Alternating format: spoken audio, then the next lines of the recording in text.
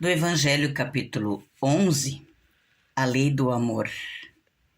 O amor resume a doutrina de Jesus toda inteira, visto que esse é o sentimento por excelência, e os sentimentos são os instintos elevados à altura do progresso feito.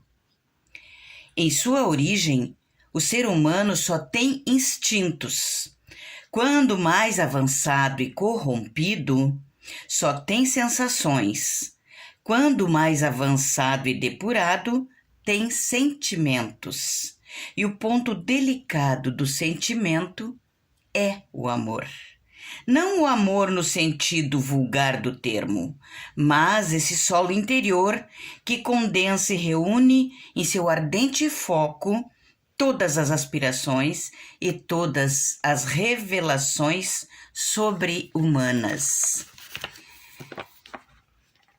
Irmãos do nosso querido Portal da Luz, irmãos e irmãs, queremos nesta noite, com o coração cheio de gratidão, agradecer a Deus, a Jesus, aos bons espíritos, pelas oportunidades que não nos têm faltado de reflexão, de estudo, a oportunidade de trabalho, para que nós possamos colocar este amor em exercício, o amor que o Cristo nos exemplificou. E sabemos que a excelência do amor é a caridade. Por isso, os nossos irmãos espirituais, no capítulo 15, vêm dizer que fora da caridade não há salvação.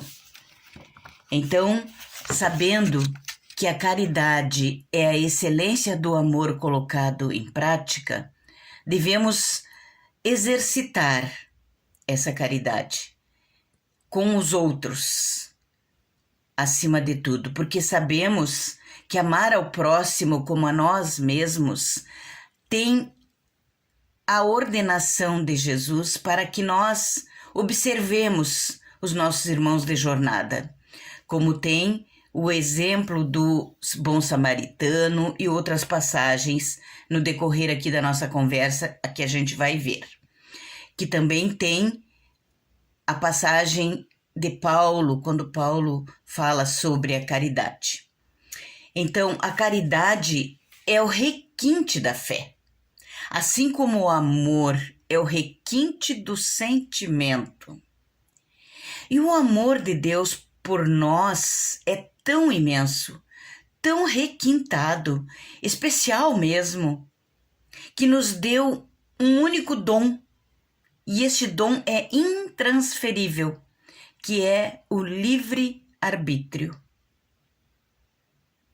O livre-arbítrio são as nossas escolhas que nós sempre teremos que fazer no decorrer da nossa existência. E essas escolhas sempre estarão dentro destes parâmetros do bem e do mal. Qual o caminho eu quero seguir? Pena que ainda não sabemos avaliar o valor deste nosso bem, que é único e intransferível. Essa nossa liberdade de escolha. Que não temos ainda a capacidade de estendê-los aos irmãos que estão na retaguarda e, consequentemente, ao nosso lado. Muitos irmãos não estão na nossa retaguarda, estão ao nosso lado. Em geral, com relação aos outros que estão além, né, nós usamos um peso e uma medida, né, aos erros dos outros. Somos os primeiros a condenar, a reparar as falhas dos outros. Enquanto que Jesus exemplificou que com a mesma medida que julgamos os outros, seremos julgados.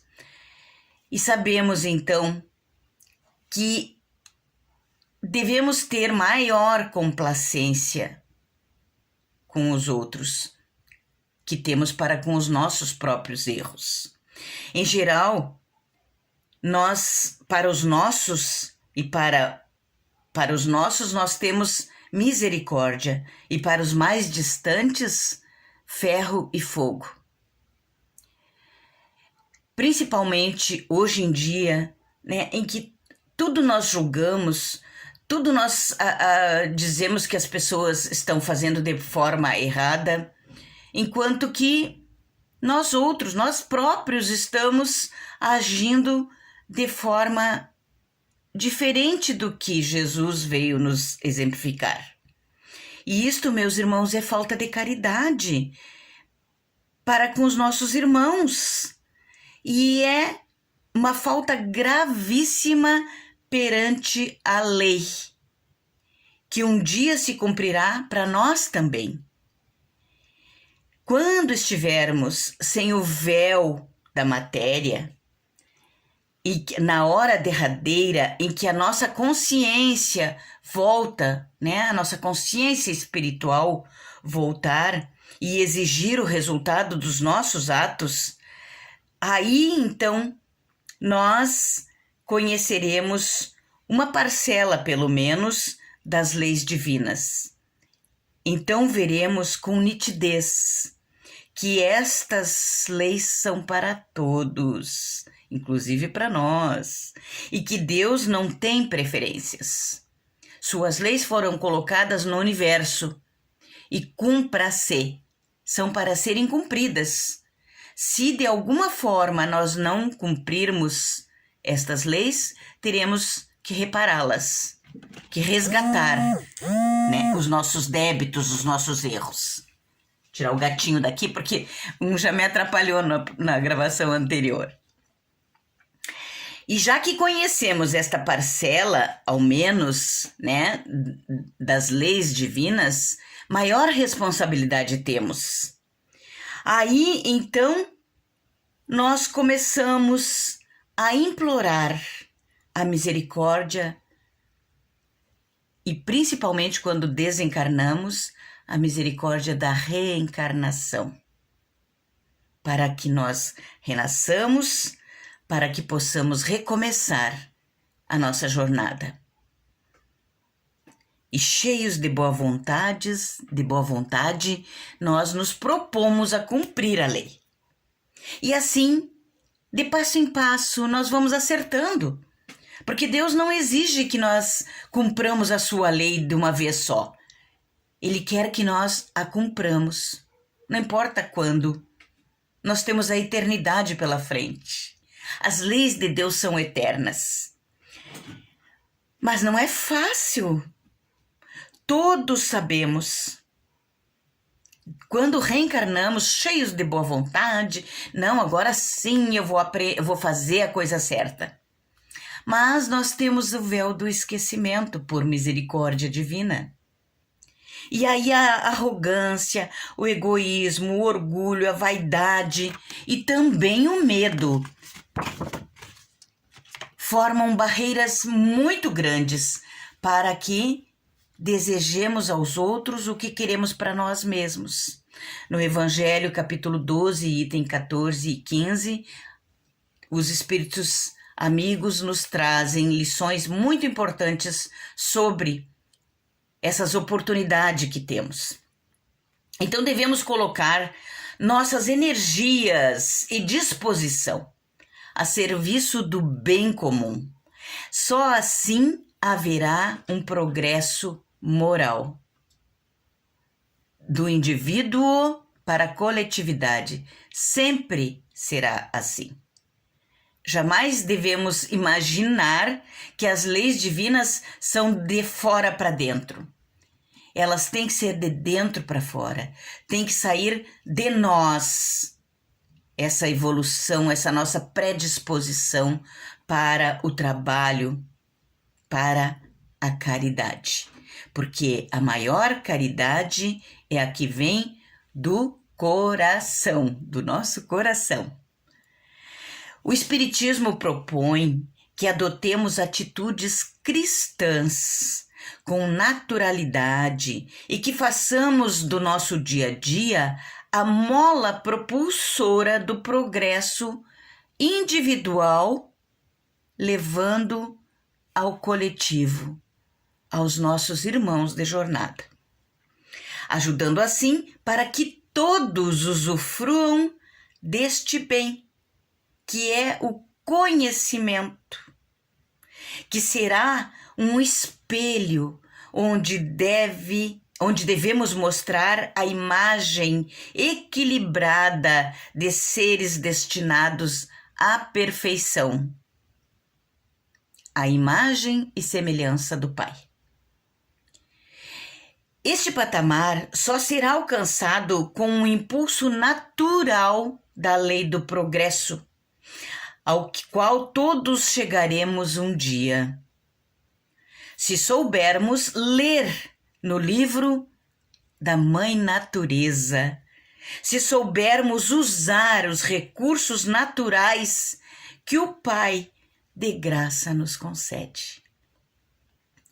Se quisermos um mundo melhor, devemos dar bons exemplos, preservar, prevenir e educar as crianças e os adultos, nos reeducando também. Vejam que não há coisas isoladas. Na natureza, tudo se entrelaça, tudo é unido, tudo depende de um e outro. Então, na natureza, não há individualismo, não pode haver. Se quisermos alcançar o progresso, devemos amar sem restrição a Deus, aos semelhantes, aos animais, à natureza e a nós mesmos. Preservemos este planeta para que no futuro, quando aqui voltarmos, encontremos um lugar propício para colocarmos em prática todo o aprendizado e todo o bem conquistado.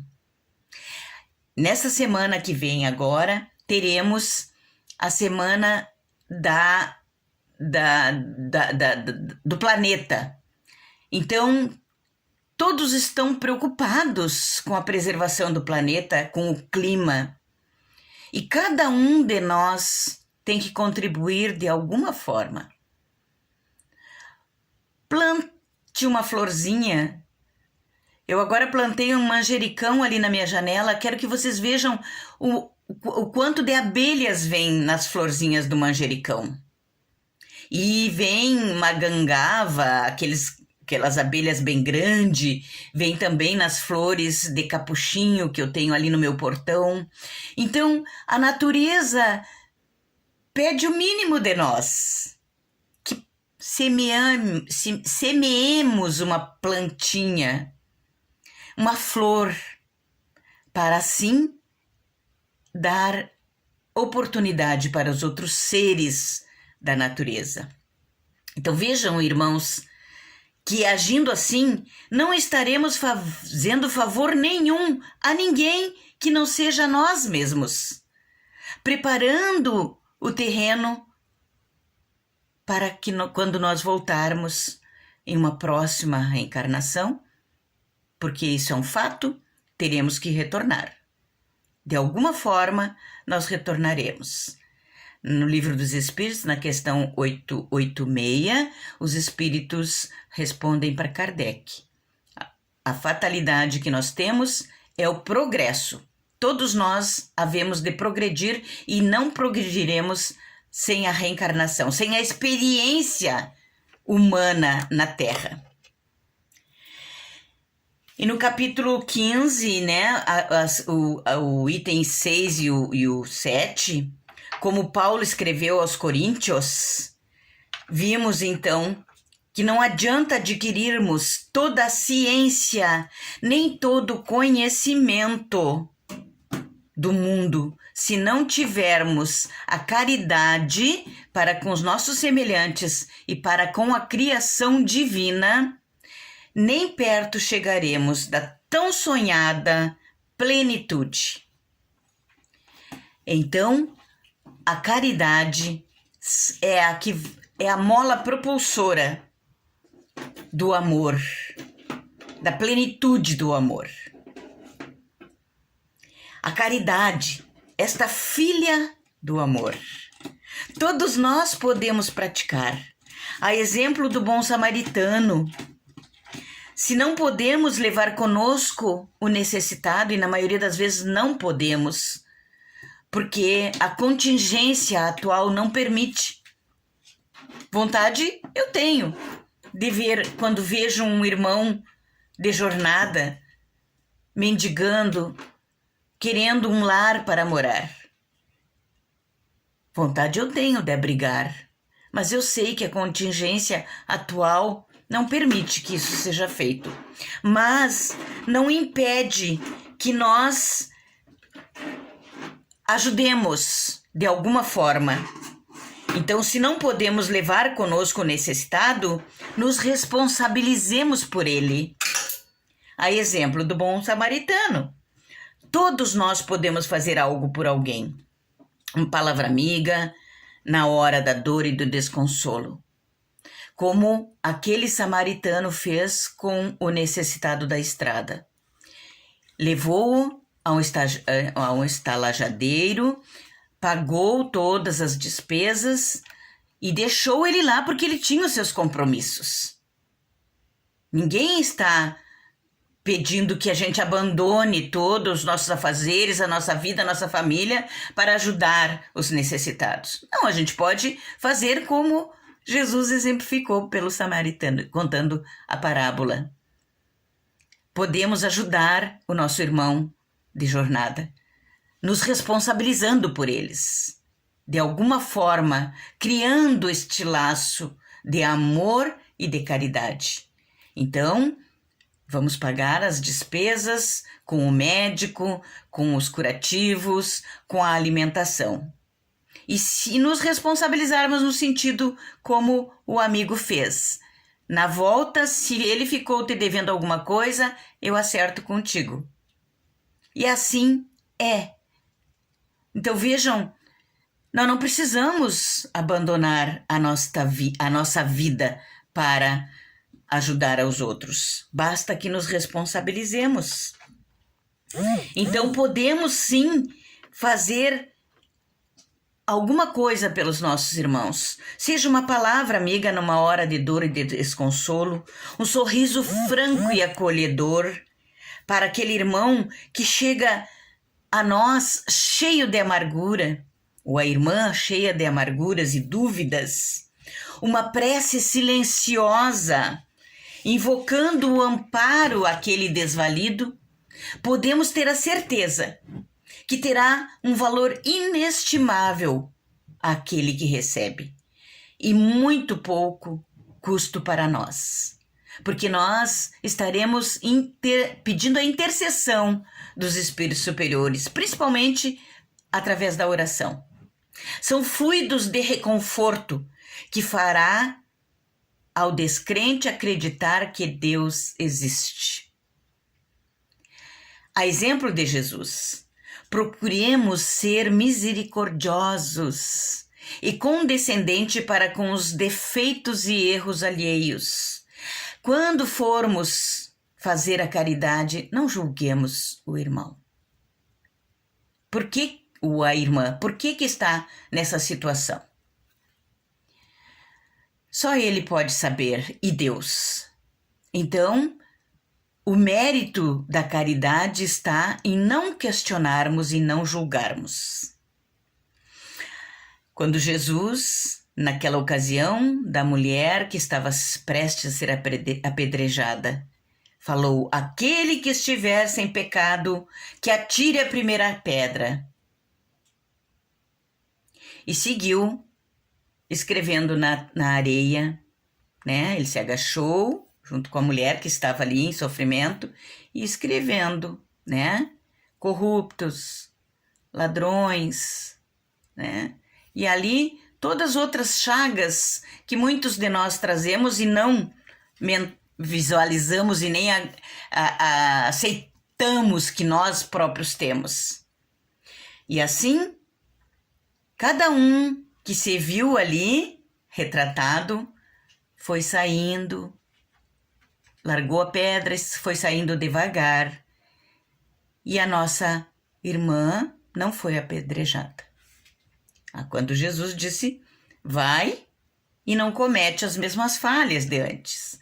Que nas escrituras diz, vai e não peques mais. Mas a gente sabe que pecados são, né, muito relativos. Então vai e não comete as mesmas falhas. Neste momento tu conseguiste, né, a misericórdia. Conseguiste, vai e faz diferente agora. Né, a oportunidade que todos nós que estivermos em erro e que nos livramos, né, de sermos julgados, aí então para recomeçarmos. E todos os outros irmãos de jornada também, né? Somos todos iguais perante Deus.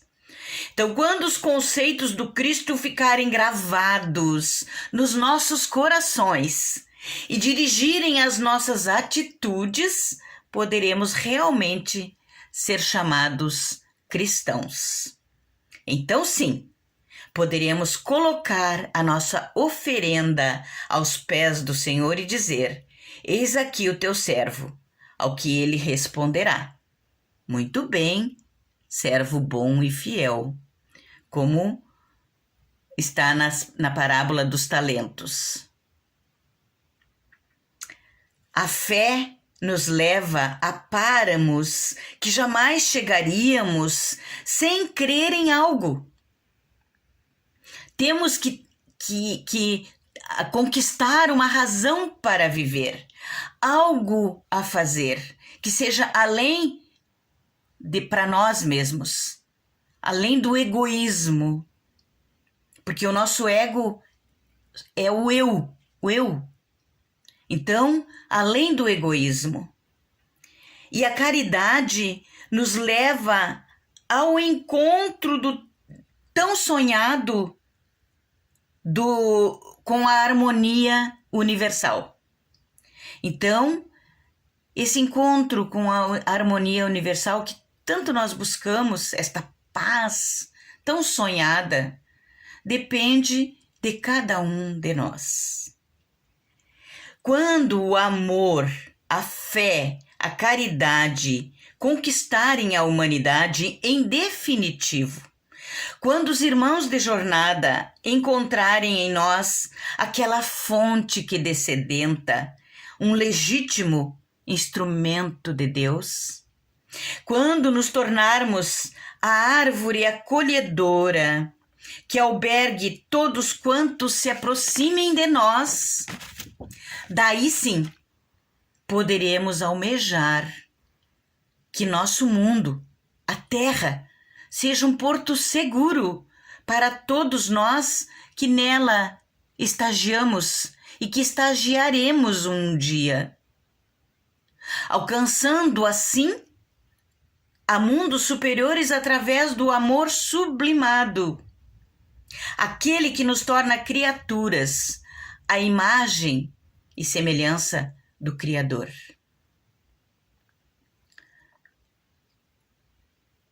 André Luiz nos diz que de lição em lição aprenderemos o que é o amor. Um dia nos disporemos a exercitá-lo. Então, o universo não terá segredos para nós. Seremos parte dele, integrados no infinito amor de Deus. Queridos irmãos e irmãs, sabemos o quanto é difícil esse exercício do amor em sua plenitude. Mesmo dentro de casa, com os nossos mais queridos, sabemos a dificuldade desse exercício, mas temos que começar de alguma forma, com boa vontade, com fé em Deus, que jamais nos desampara e sempre nos envia os seus espíritos para nos ajudarem e nos instruírem.